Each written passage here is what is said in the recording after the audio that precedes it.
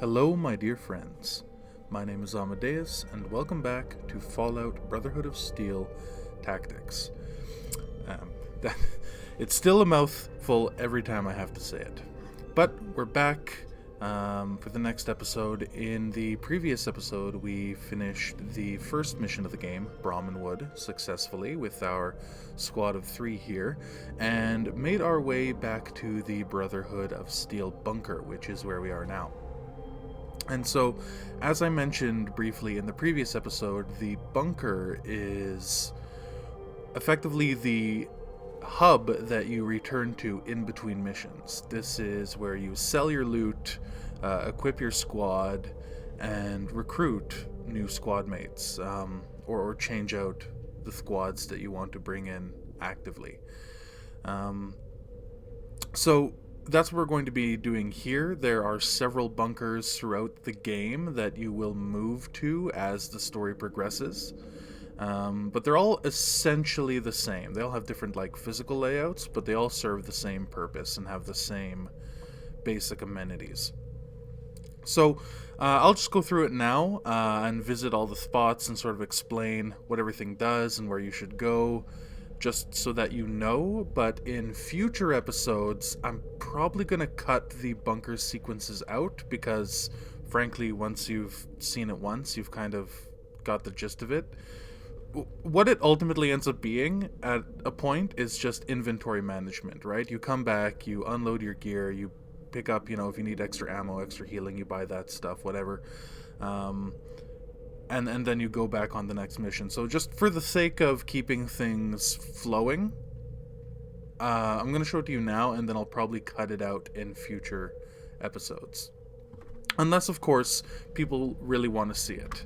In which case, let me know in the comments below, and I'll keep it in. But for now, we have our squad here, fresh off their last mission, and as you see, their health returned. There's no longer any status of... Okay, well, Dom is encumbered, but he's not bandaged or anything. That's because time passed during the travel from Brahmanwood to the bunker, and it's kind of like the wait feature in, games like Fallout 3, where if in-game time passes, your character just sort of heals up. But for now, we will move our way through the bunker, listen to some of the idle dialogue from the members of the Brotherhood here, and some of it is kind of funny, actually. But the first stop we want to make is the quartermaster, which is basically our shop. So, actually, tell you what, we'll visit the quartermaster afterwards. We're actually going to go see the recruitment officer first, because we want to add a couple of new units to our squad. And then we can equip those new units, and then once they're equipped, we can, do proper inventory management, what we know what we're working with. So we'll talk to the recruits master, who is this fine gentleman here.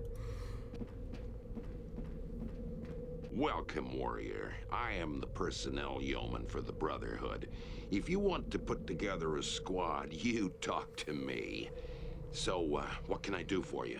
There's just such charm to these, I guess you could call this a vintage video game now, like with the voice acting and the aesthetic. But we talk to him, we go to recruit, and then we can see here in the left panel is the pool of recruits we can add to our roster, and the left panel is our squad. So we have 6 squad slots, and we can select the details on each of our units, and it gives us their bio as well. Each of the characters that the game generates for you comes with a bio. Ours does not. I believe we could have added one at the beginning of the game if we wanted to write our own little backstory, but we didn't. But yeah, so we are going to pick up a couple of different recruits. We don't want Torn. We don't need Jax. We don't want Robin or Joe. We'll take Brian and Trevor, I think, though. So you don't get to see their stats from this screen, but their bios do allude to what they're good at. So I have a plan for the squad that I want to recruit ahead of time. So eventually we're going to swap Stitch out for a character called Mandy, and then we'll get a character called Babs. But both of those characters aren't going to be available until a little bit further in the story. But right now we can get Trevor and Brian. And these characters are good because they have a build that aligns well with what we want to go for. So Brian, he's good with guns. So he's going to be one of our like gunner assault troops. Like I said, we want to do all of our fighting from range. So Brian is just he's a good shoot guy. He's a good gunner. Trevor, did we mention that he can throw? So Trevor is all about thrown weapons, explosives, grenades, Molotov cocktails. That's sort of what he is built for. So we're going to be incorporating that into our squad. Having someone who can use thrown weapons well is good to have, just so that you can effectively make use of all the grenades and stuff that you're going to get. But we'll also be building up his gun skill so that he can contribute in that way as well. But those are the two that we will add to our squad, and you can see that they have appeared here next to me as well as on our squad bar. But if we look at their inventories, they have nothing. They do come equipped with Mark 1 leather armor, but that's it. So we are going to have to give them a couple of weapons and some healing items and stuff too. So it's been a hot minute since I sat down and played, so I'm going to have to actually take a moment to check out what I've actually got in my inventory. And you know what? We're going to bring everybody up here into the group so that I can swap inventories out with ease. So Farsight, she's got her lockpicks, she's got her rifle and her 7.62 ammo. Stimpak's knife, so she can get rid of... So we're just going to give everything to Dom for a second, just so that all of our gear that we're working with is kind of in one place, that place being his inventory. And I think did I just drop that gun, or did I give it to Dom? I think I might have given it to Dom. No, I dropped it. That's fine. And the lead pipe we can give to the boss too. Okay, so that's Farsight's inventory squared. And actually we'll give 6 of her Stimpaks so that we can distribute those as well. So that's Farsight's inventory squared. Now we'll worry about Stitch's inventory. And Stitch has a lot of fun stuff. And actually, Stitch, we can give you an Uzi. And you can hold on to one of your 9mm, just in case, because everybody should have a secondary weapon. Even though it does use the same ammo type. Ideally, you want 2 weapons that use 2 different ammo types. But right now, at the beginning of the game, we don't have a lot of choice, and we want to conserve what ammo we have. And, well, actually, I could give him the Colt with 28 rounds. I might actually do that. And then we can give all of the rest of the 9mm rounds to one of the other guys. Yeah, I think we're going to do that. So we'll unload all this stuff, and we got a lot of stuff off that first mission. Although once we start selling it to the quartermaster, it will not be worth a lot because he shafts us on prices.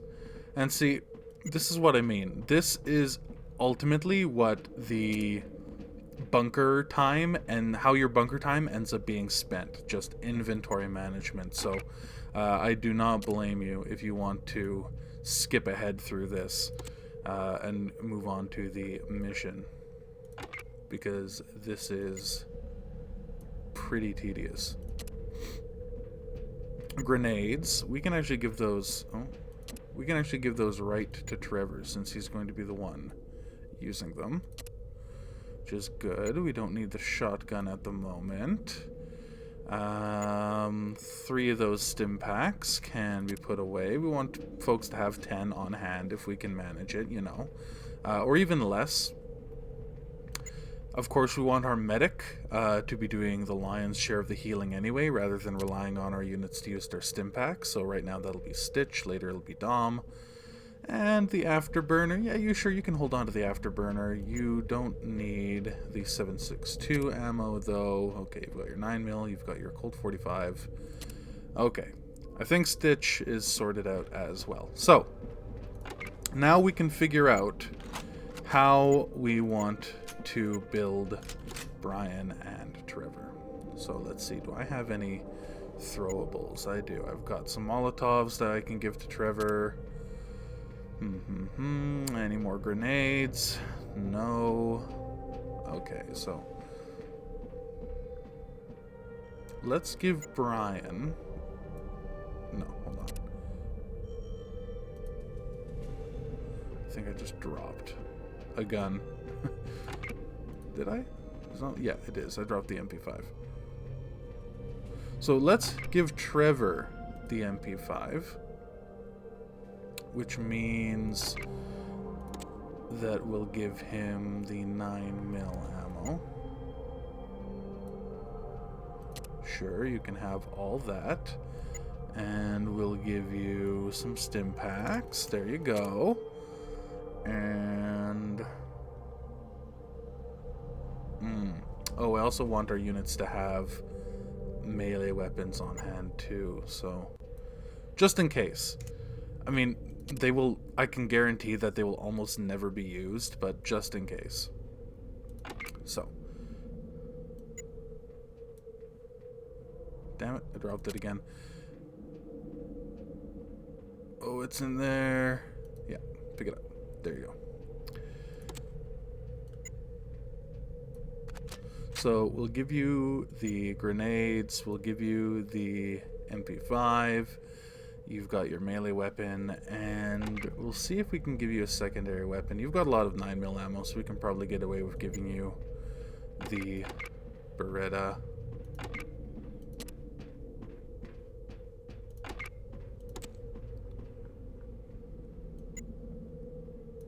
Yeah, we'll give you one of those. Okay. So I think that's effectively Trevor taken care of. And for Brian... So we can actually check Brian's stats out. So Brian's tagged small guns, big guns, and sneak. So actually his small gun skill is better than Dom's. And Farsight's and everyone else's. So he's actually great for a rifle like ours. So we will give him one of our spare rifles if he's close enough. Yeah, walk over there. Damn it. Again, it's been a hot minute since I sat down to play this game, so my grasp of the controls is rusty. It's not super intuitive all the time. And then we can give you, Jesus, we can give you like, I don't know, 178, because I like nice numbers that are easily divisible by 5, like 200. So Brian, you can take that, and we'll give you a knife. Congratulations. And the shotgun. I'll keep the shotgun shells on Dom.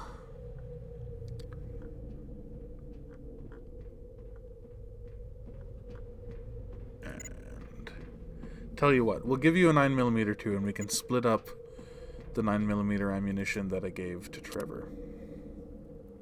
And we'll give you some stim packs. How you looking?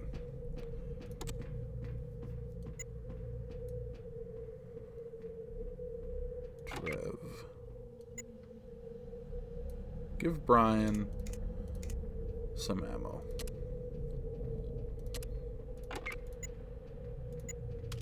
Perfect. Okay. Health, ammunition, melee weapon, backup weapon. I think Brian's good to go. Trevor, primary weapon, secondary weapon, health, melee, throwables. Great.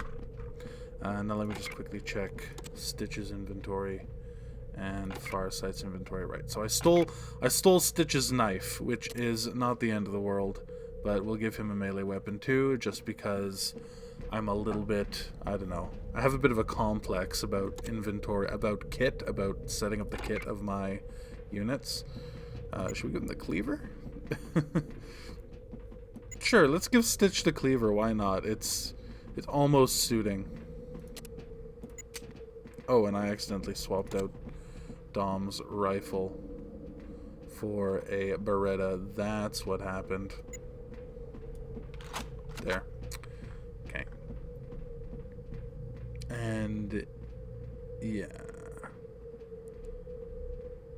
We've got the extra knife, we've got the punch dagger. Punch dagger's cool. I like punch daggers. And I think slightly more effective than a standard knife. But so we have Dom's weight, 212 out of 175. He's over encumbered. Can he move now? He can move. Okay. So Farsight, Stitch, Brian, and Trevor are all kitted out. They have all of their gear, so we are going to run them back as a group. Again, sometimes the AI gets confused if you click too far away. We are going to run them back to the hangar in preparation for the next mission, and we are going to march Dom over to the quartermaster once that elder gets out of our way. And of course, Dom is encumbered, so he can only walk, he can't run. But if you get too far encumbered, you will eventually be unable to move entirely. And that, of course, applies on missions as well. So if you pick up too much loot, you won't be able to run, and you might not even be able to move, which is the last thing you want to have happen. At ease, warrior. I'm Octavius. I oversee your equipment. You will sign for all equipment issued. You will not leave until I am satisfied with your full compliance to regulations. Is that understood? Good. Now that you know the drill, let's get down to business. I love it. I love the dialogue. Ooh, combat knife. Tempting, but we really don't need to buy anything right now.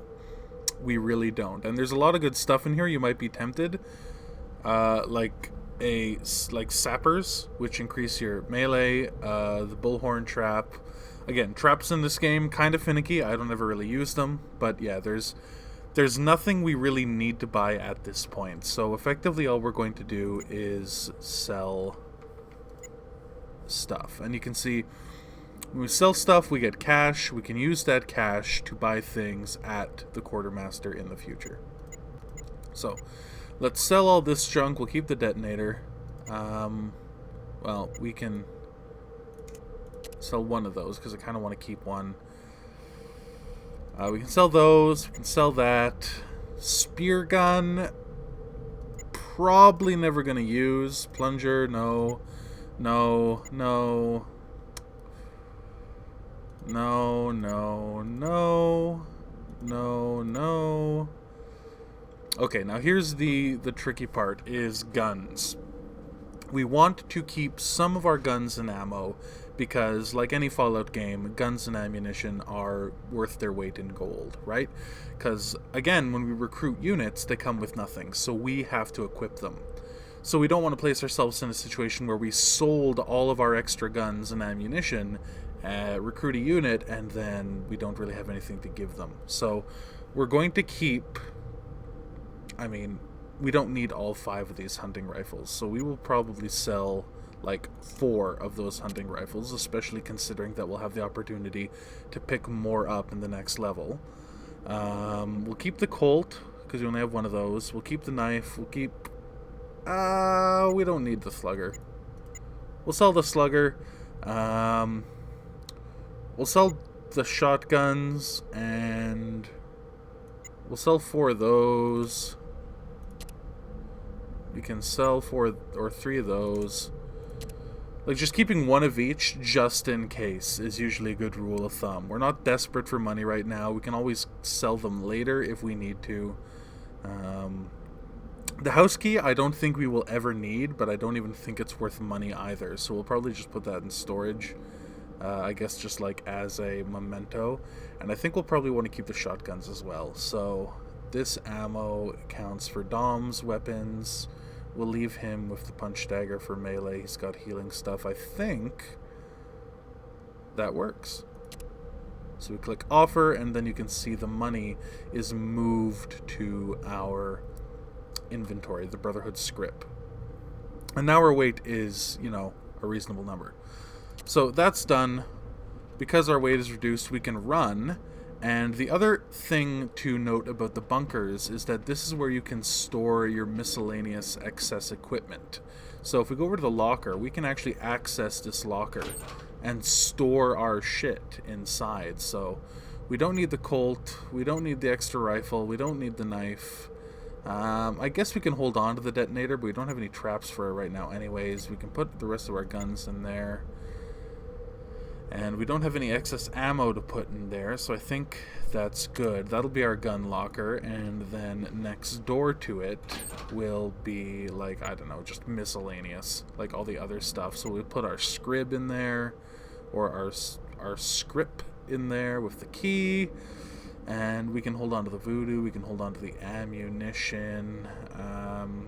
Mentats increase your perception, but they do have the drawback. You can potentially get addicted, like in any Fallout game, so it's always a gamble. We'll hold on to it, though.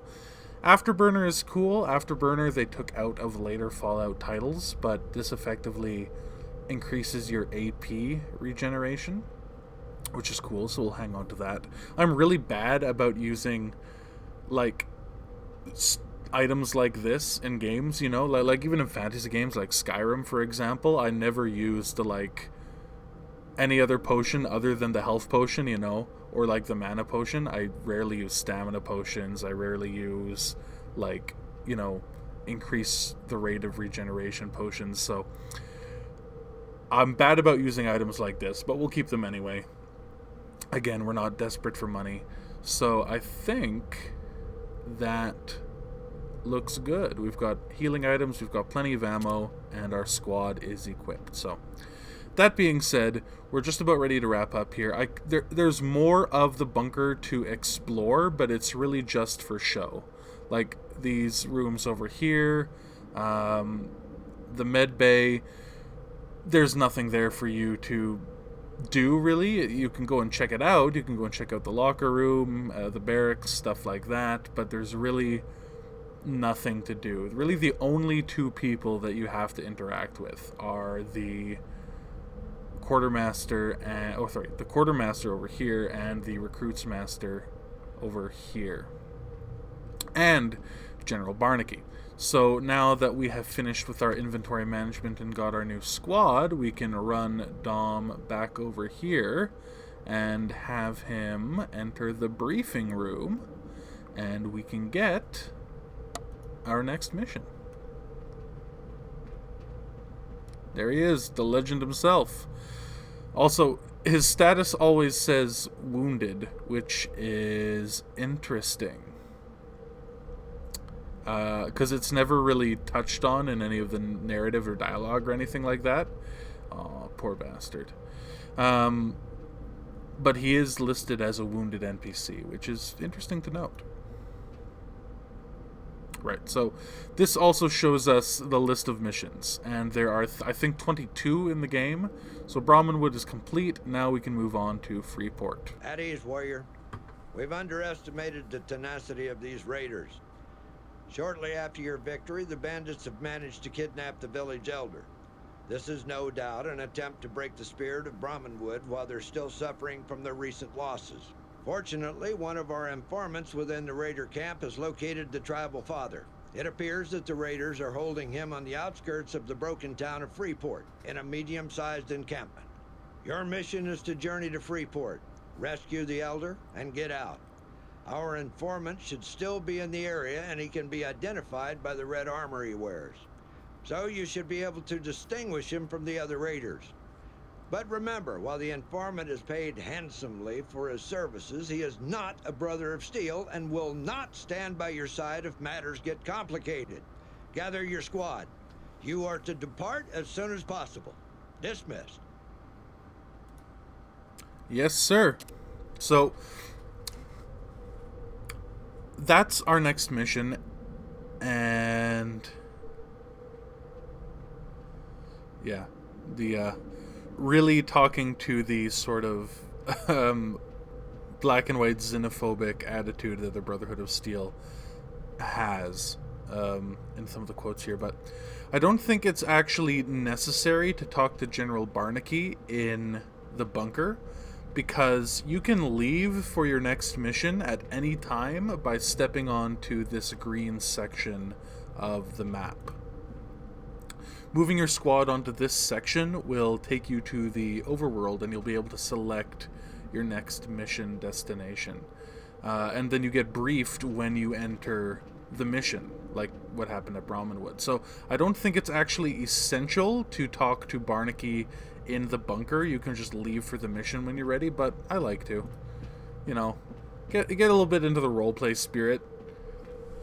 But I believe we are ready to go. So that was the bunker, like, you know, the TLDR version of the bunker. It's really just figure out your squad, get them equipped, sell and stow your excess junk, and then head out on the next mission. So, like I said, I'll be cutting these sections out between missions in future episodes so that we can just focus on the missions, because you don't need to be held by the hand, I think, in this section of the game. So we'll head out and make our way to Freeport, which is over here.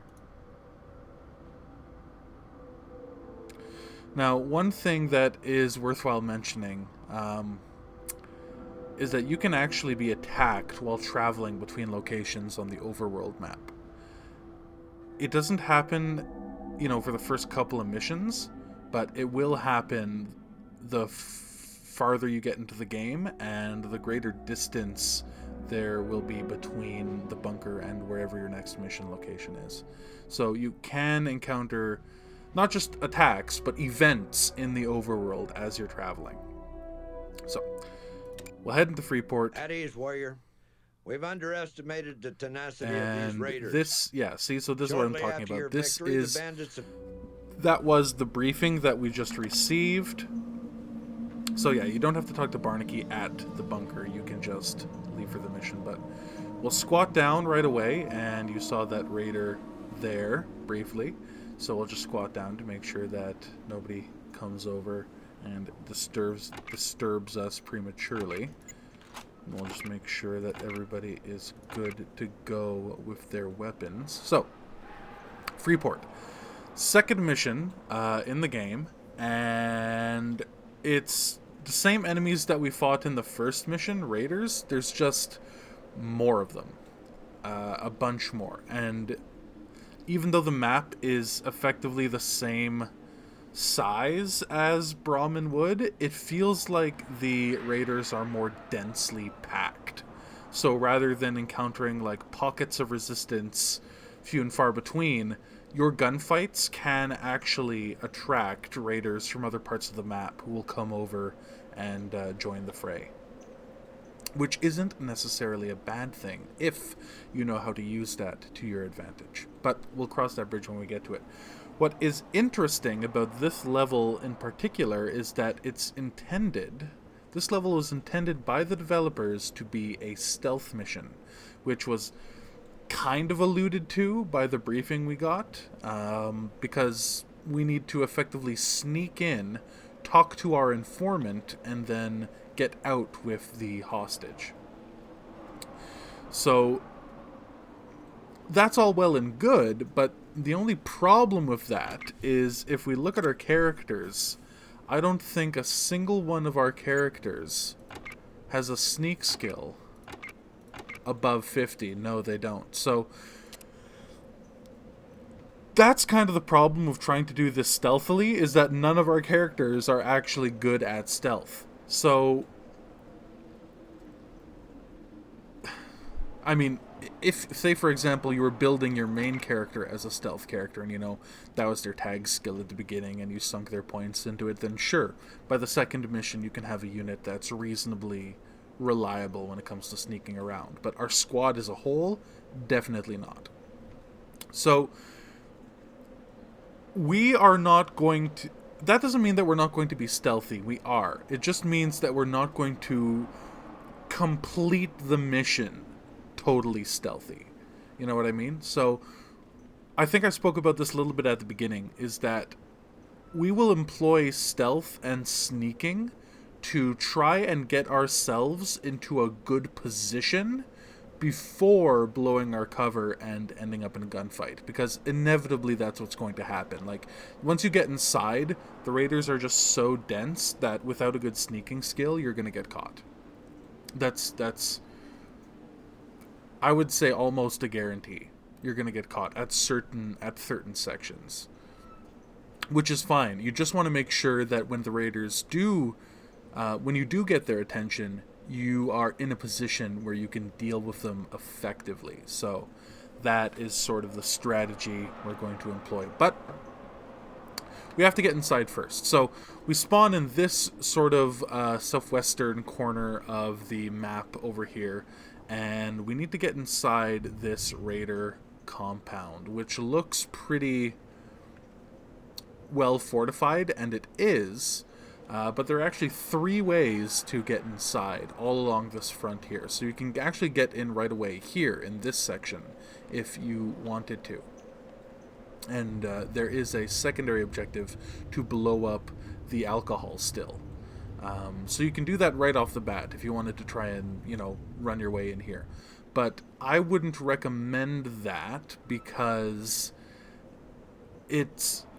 you're kind of doing the mission in reverse then, because you need to talk to the informant, well, first, ideally. And the informant is actually all the way on the eastern side of the map in this burned out building here. So the 3 ways to get in from the front are here. You can actually get in between this wall and this fence and sneak in there. You can also get in...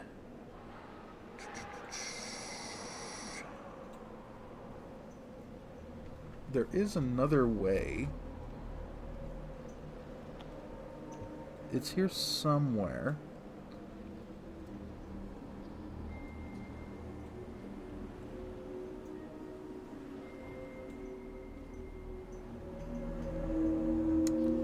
Yeah, you should be able to get in through here somewhere, but I can't actually remember where the entrance is. Like, that might be a gate or something. But anyways, the other way to get in is through here. So you come down here, you cross the dried up riverbed, you enter the map here, talk to the informant, and then work your way in, up and in through this way. And there are actually 2 hostages on this map.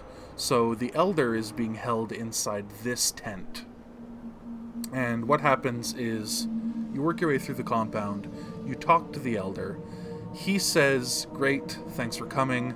Talk to me again when the coast is clear and I'll make a break for it." So, talk to him once, that sets him up, and then you have to make sure that before you talk to him the second time, that the coast is actually clear, because he will sprint for the extraction area, which is this corner here. And there are raiders all over this place. So you can actually end up screwing up the mission if you double talk to him either intentionally or accidentally, and he runs off and gets shot. Also to note, I already mentioned the secondary objective of destroying the still. There is another prisoner in this holding cell here. I think her name is Ripley, which may or may not be a reference to the Alien films, but there is a prisoner held in this cell here. Another secondary objective is to rescue her. Once you let her out of the cell, she also will make a break for the extraction area. So again, you really want to be thorough when making sure that the enemies are dealt with. Also important to note is that there are two, I believe there's only two, alarms in the compound that, if they are set off, will alert all of the raiders to your presence. So this is what they look like. There's one here, alarm. They look exactly like the trap that we just saw in the quartermaster's inventory back at the base, the blowhorn trap or whatever. So there's one here, and there's one here. And if you get the attention of the raiders, one of them will run over to either one of these alarms, sound them, and that will trigger every raider in the compound to effectively be on guard. So right now at the start of the game, the raiders are not expecting an attack, so actually a bunch of them are sleeping, I think. Like, there's several, like, lying down in these tents. They're sort of spread out on patrol.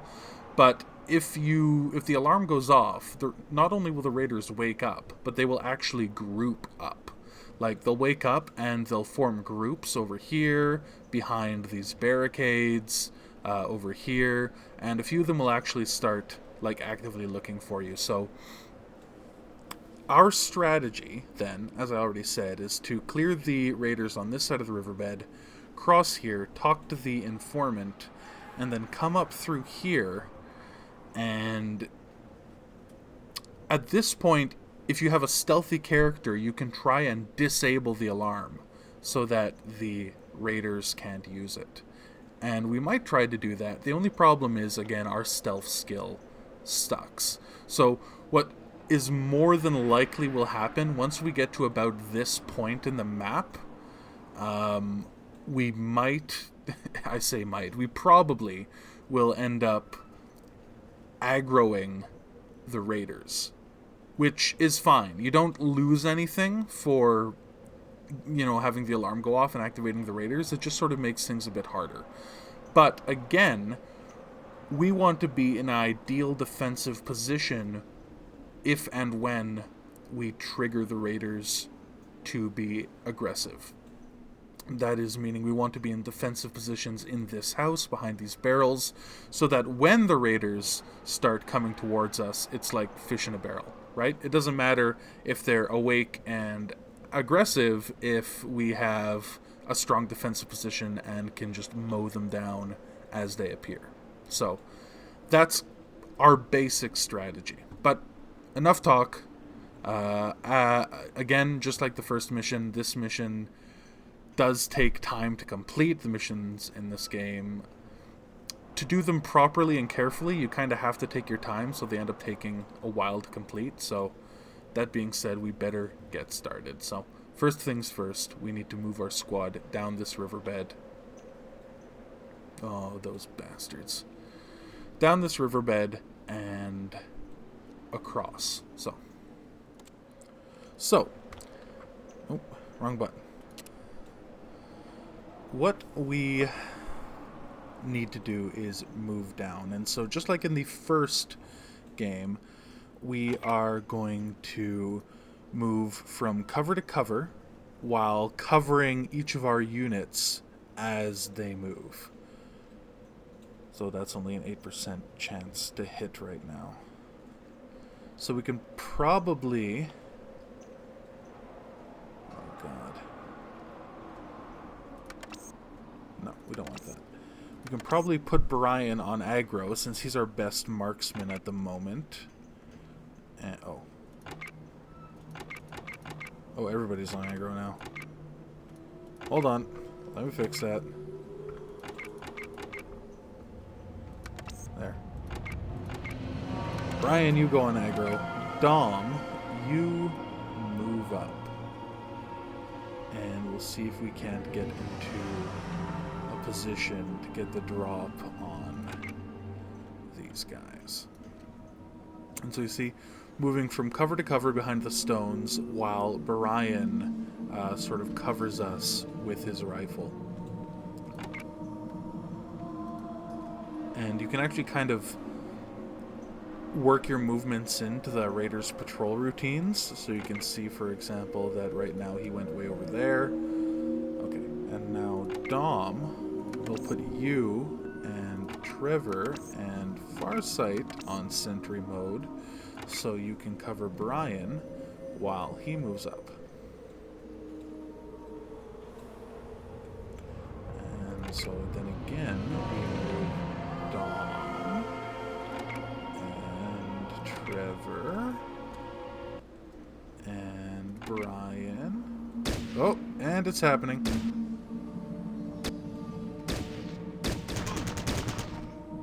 Nice work.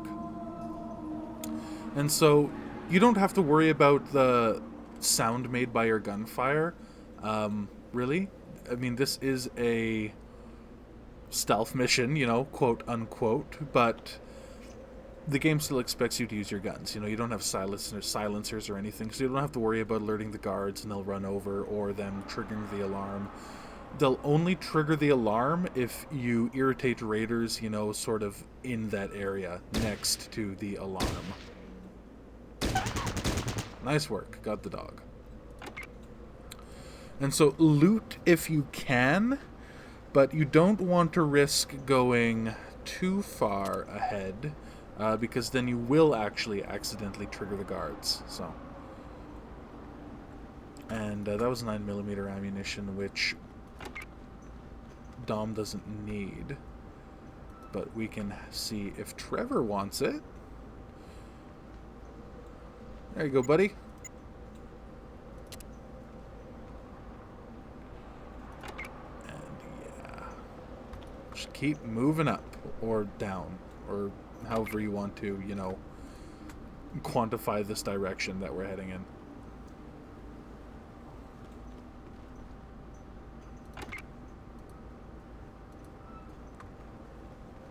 Careful now. Don't get too close.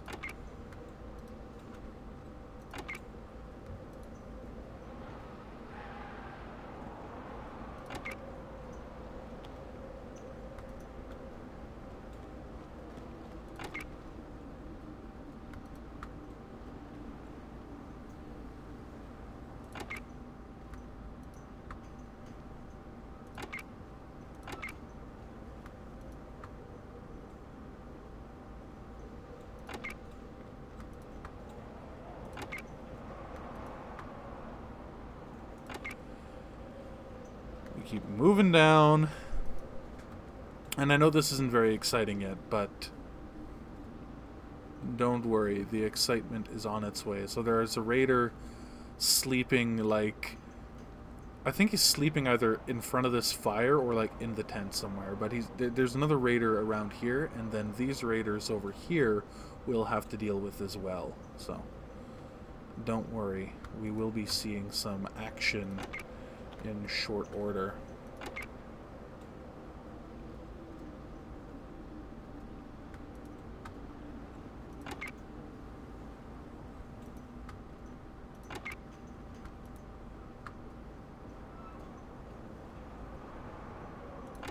We just want to make sure that the squad is moving together, though. Oh!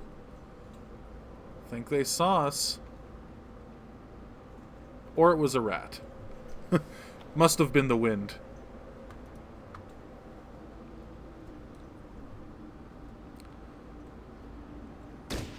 Oh, shit. Yep. Knew there was one there. Thought they were sleeping.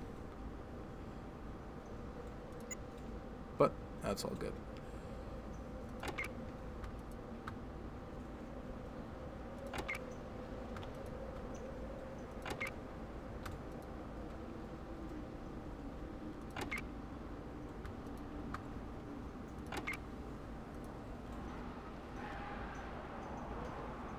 Let's see what you have.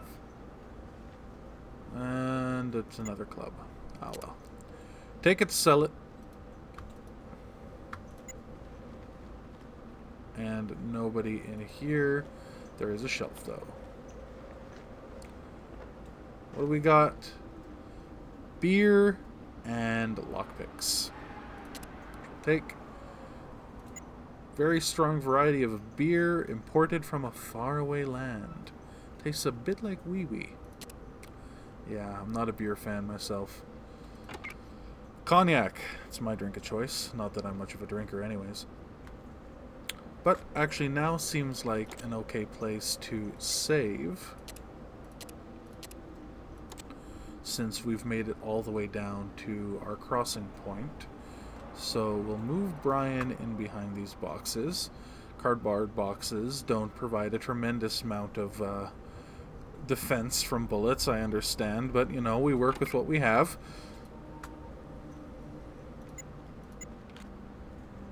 Get down, Dom. Jesus. And so yeah, this is all sort of off the grid, outside of where we can actually move. So far sight, we can put you there, but we might get you to go prone.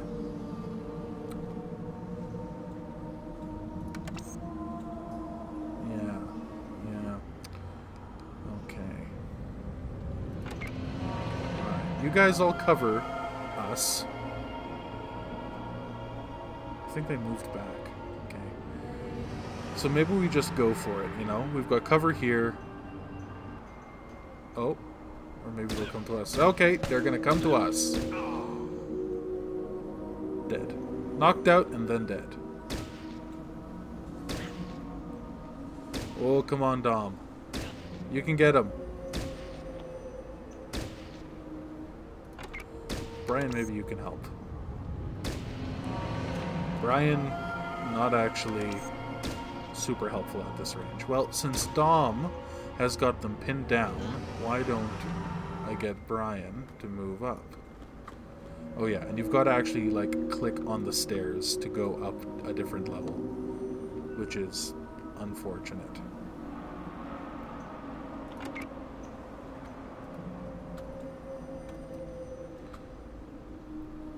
So you got to be quick with the clicks.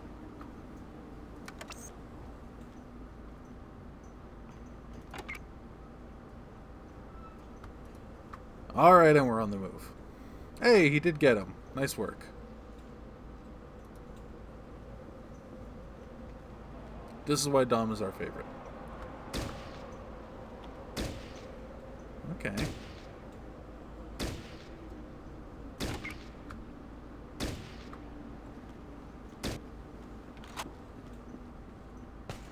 Oh, close.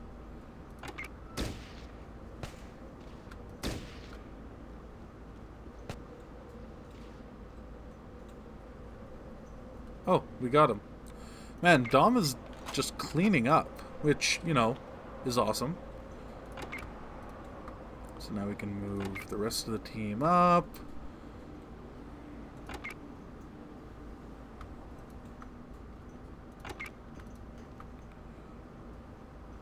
And into position. And yeah, so our informant is in here somewhere. And so, kind of want to loot these guys, but we run the risk of attracting these enemies here, which, you know, wouldn't be the worst thing in the world. We are probably going to have to deal with them eventually, whether it be attacking them from here or sort of coming at them from inside the compound. And actually, come to think of it, dealing with them here might be the ideal way. But actually, let's do a quick save.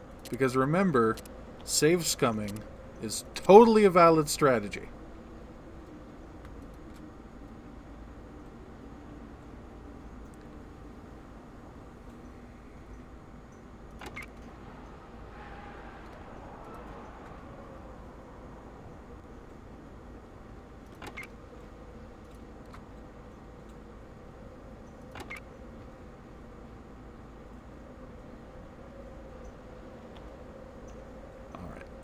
And now we'll get Trevor to quickly run around and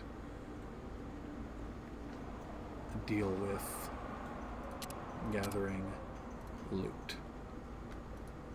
No dawdling. Just grab what you can and we can sort out inventories later. Ooh, liquor. Old rot gut. Aged 12 days. And more rot gut. And more rot gut. Man, you can always count on raiders to be absolutely plastered while on active guard duty. Yeah, okay, we just saw him there for a second in the, yeah, there he is, the informant. In his red armor, even though it looks a bit more pink, like salmon to me, but okay. I think we're probably safe to move up. Although, actually, do I want to deal with these guards right now? You know what? I saved, so I think I'm going to try. I think I'm going to try. Everybody, get into position. We're going to deal with these guys right here and right now.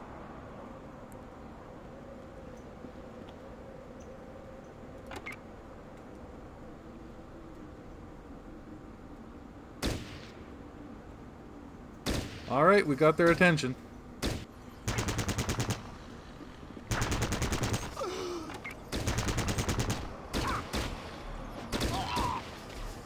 Nice dodging, Trev. So I was a little bit worried when they started running over. But looks like Trev had everything under control. Hell yeah. Nice work, squad. Okay. That went really well, so that deserves another save. Alright. Trevor, let's see what they got. Jerky? Hell yeah, I'll take the jerky. Even though it's Raider jerky, so it's probably not very good. Oh, looks like Trevor did get... He has 38 out of 39 health. Couldn't come out unscathed. Although, given how bad that could have gone, I'll take it, man. I'll take it. That could have been a lot worse.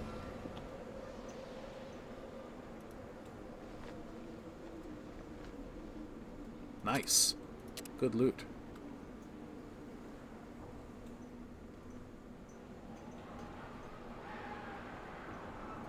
Good loot. Yep. That guy's sauce.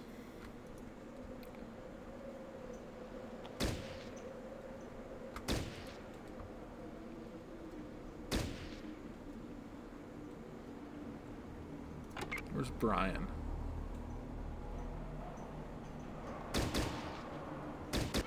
Come on, Dom. You got this. You can take him.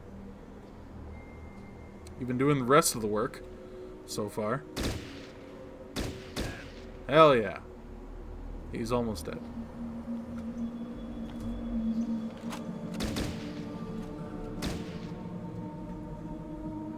Come on, don't make me wait. Oh my god. He's been hit. We'll have him use a stim pack the next time that guy goes for cover. Yeah, there we go. Nice. Knocked him down. Almost dead. For the love of God. A lot of waiting. A lot of waiting in this game. At least until you get your small gun skill to an acceptable level. There we go. Alright.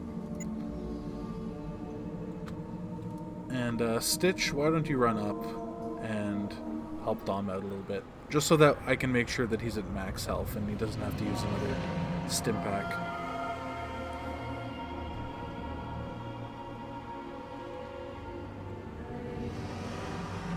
Boom.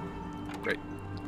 Alright. Quickly loot this guy and then head inside the base as according to plan. Nice. Some good loot so far.